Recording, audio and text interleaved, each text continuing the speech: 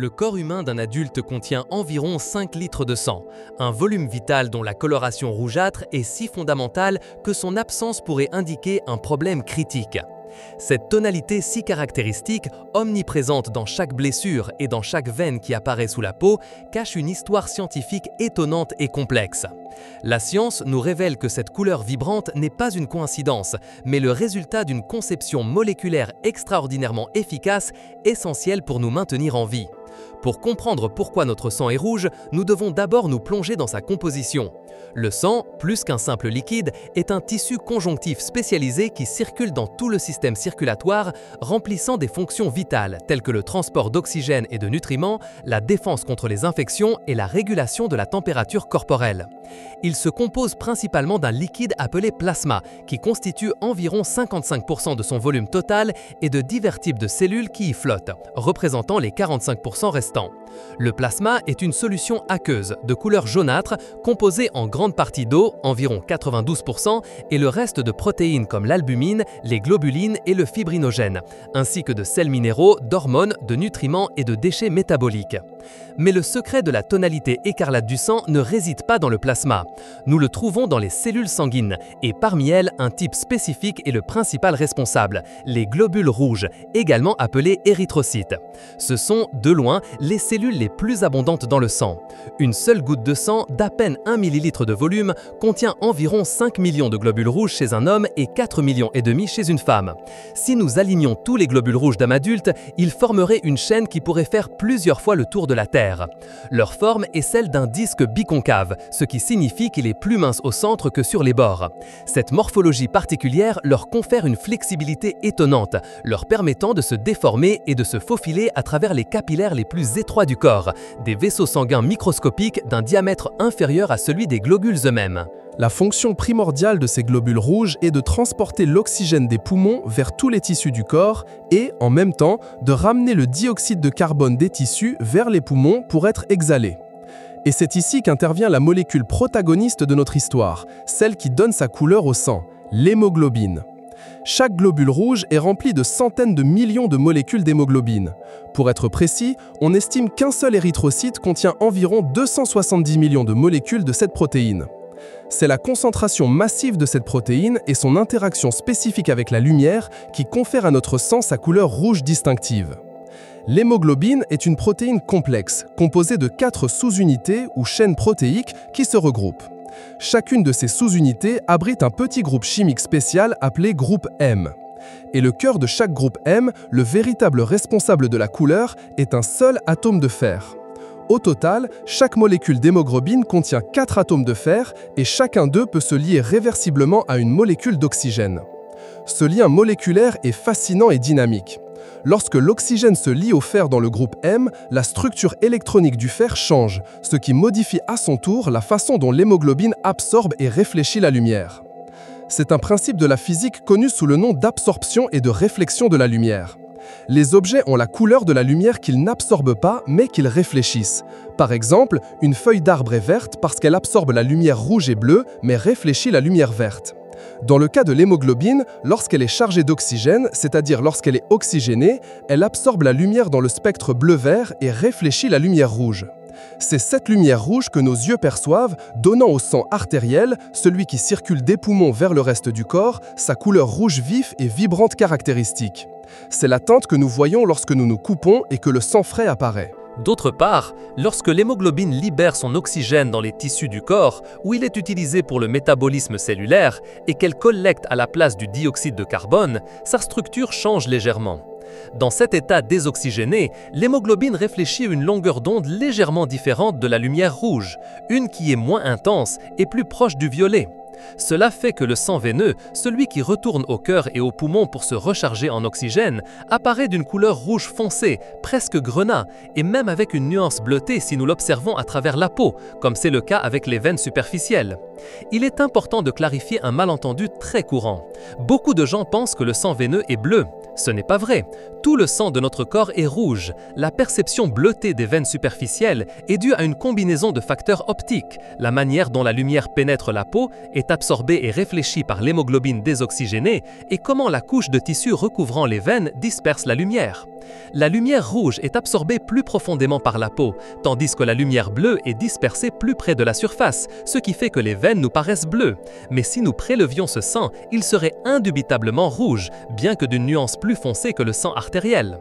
Pour mieux comprendre l'efficacité et la singularité de l'hémoglobine, il est instructif de comparer notre système de transport d'oxygène à celui d'autres créatures du règne animal.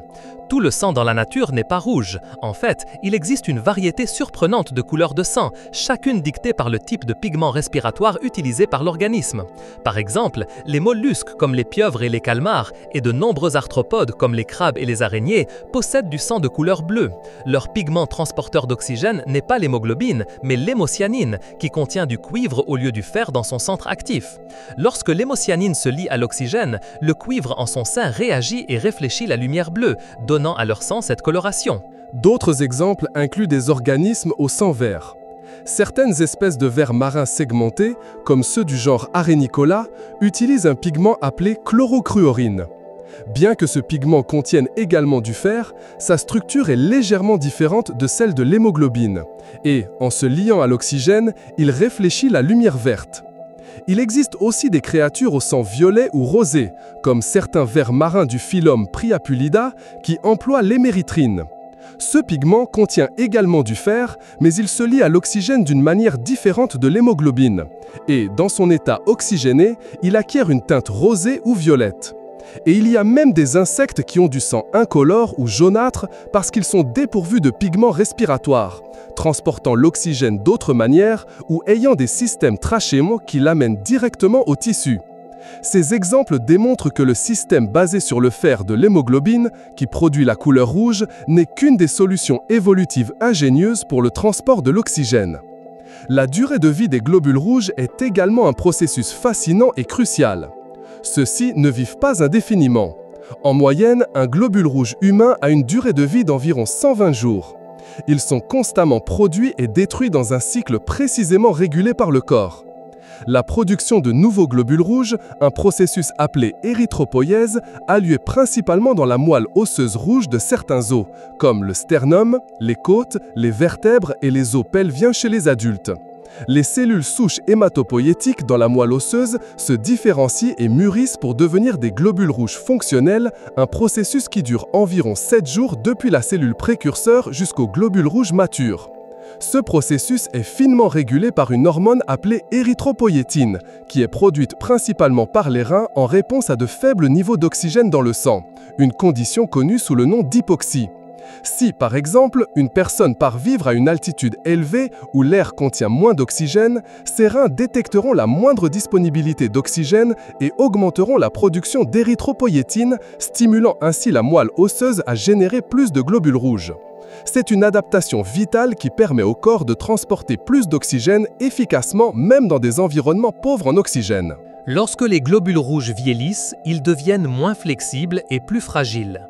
Ils sont reconnus et éliminés de la circulation par des cellules spécialisées appelées macrophages, principalement dans la rate et le foie, qui agissent comme des cimetières pour ces vieilles cellules. Une fois qu'un globule rouge est phagocyté, c'est-à-dire ingéré par un macrophage, l'hémoglobine se décompose. Le fer est séparé du groupe M et est recyclé, transporté par une protéine appelée transférine, de retour à la moelle osseuse pour être réutilisé dans la synthèse de nouvelles hémoglobines. Ce recyclage du fer est incroyablement efficace, nous perdons très peu de fer quotidiennement. La partie non ferreuse du groupe M, l'anneau de porphyrine, est convertie en une substance de couleur verte appelée biliverdine, puis en une substance de couleur jaune-orangé connue sous le nom de bilirubine. Cette bilirubine est transportée vers le foie où elle est traitée puis excrétée dans la bile, un liquide digestif qui aide à la digestion des graisses. La bilirubine est responsable de la couleur jaunâtre de l'urine et de la couleur marron des selles. Un exemple concret de la manifestation de ce processus est l'ictère, une affection dans laquelle la peau et les yeux prennent une teinte jaunâtre. Cela se produit lorsqu'il y a un excès de bilirubine dans le sang, soit parce que le foie ne peut pas la traiter correctement, comme dans les maladies hépatiques, soit parce qu'il y a une destruction excessive des globules rouges, comme dans les anémies hémolytiques sévères.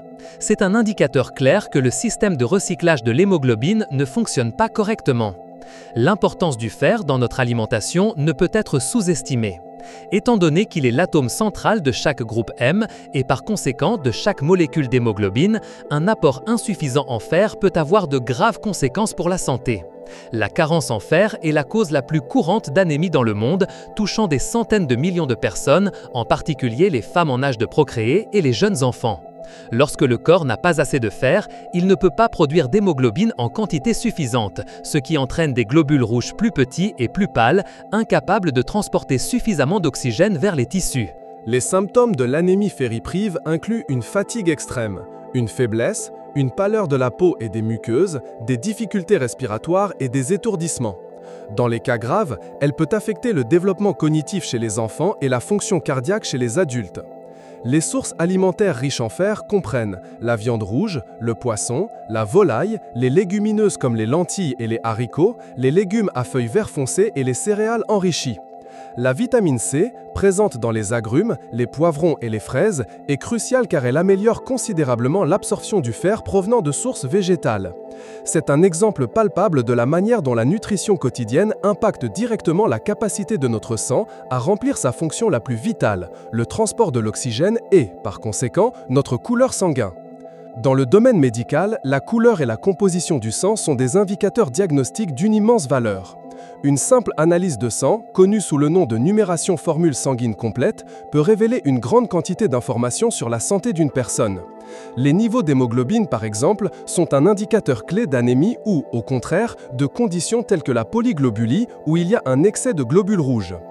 Un médecin peut observer la pâleur des muqueuses ou de la peau d'un patient et suspecter une anémie, et l'analyse confirmera la réduction des niveaux d'hémoglobine, corrélant directement la carence de cette protéine rouge avec le manque de pigmentation chez le patient. La surveillance de la couleur du sang ou de l'oxygénation est fondamentale dans les situations critiques. Pendant une chirurgie, par exemple, les anesthésiologistes surveillent constamment la saturation en oxygène du sang du patient à l'aide d'un dispositif appelé oxymètre de pouls. Ce petit appareil est placé sur un doigt et émet de la lumière rouge et infrarouge. L'hémoglobine oxygénée et désoxygénée absorbe la lumière différemment, et l'oxymètre mesure ces différences pour calculer le pourcentage d'hémoglobine saturée en oxygène. Un faible niveau de saturation en oxygène est un signal d'alarme immédiat, indiquant que les tissus ne reçoivent pas suffisamment d'oxygène, ce qui se traduit par un sang veineux plus foncé et une possible hypoxie. Un cas réel et dramatique qui illustre l'importance de la couleur du sang et en même temps son potentiel trompeur est l'intoxication au monoxyde de carbone. Le monoxyde de carbone, un gaz inodore et incolore, est extrêmement dangereux car il se lie à l'hémoglobine 250 fois plus fortement que l'oxygène, formant une molécule appelée carboxyhémoglobine. Le paradoxe est que la carboxyhémoglobine a une couleur rouge cerise brillante, beaucoup plus intense que l'hémoglobine oxygénée normale. Cela signifie qu'une personne gravement intoxiquée au monoxyde de carbone peut avoir la peau et les muqueuses d'une couleur rosée ou rouge très saine, bien qu'elle souffre d'une asphyxie interne sévère parce que son sang ne peut pas transporter l'oxygène. Cette couleur rouge trompeuse peut retarder le diagnostic et le traitement. Les médecins apprennent à ne pas se fier uniquement à la couleur de la peau du patient en cas de suspicion d'intoxication au monoxyde de carbone, mais à mesurer directement les niveaux de carboxyhémoglobine dans le sang. C'est un exemple frappant de la façon dont la couleur, bien qu'indicative, n'est pas toujours la seule vérité, et la science doit aller au-delà de la simple observation superficielle pour comprendre la véritable condition physiologique. Une autre condition qui altère la couleur du sang est la méthémoglobinémie.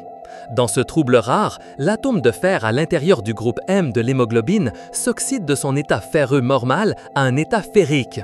Lorsque le fer est à l'état ferrique, il ne peut pas se lier à l'oxygène, ce qui compromet gravement la capacité du sang à transporter l'oxygène. Le sang contenant des niveaux élevés de méthémoglobine prend une couleur brun bleuâtre ou chocolat, et les patients peuvent présenter une cyanose, une coloration bleuâtre de la peau et des lèvres, malgré une quantité adéquate de globules rouges. Cette condition peut être génétique ou acquise, souvent à la suite d'une exposition à certains médicaments ou produits chimiques. Le traitement implique l'administration de bleu de méthylène, une substance qui aide à réduire le fer à nouveau à son état ferreux, restaurant ainsi la capacité de l'hémoglobine à transporter l'oxygène.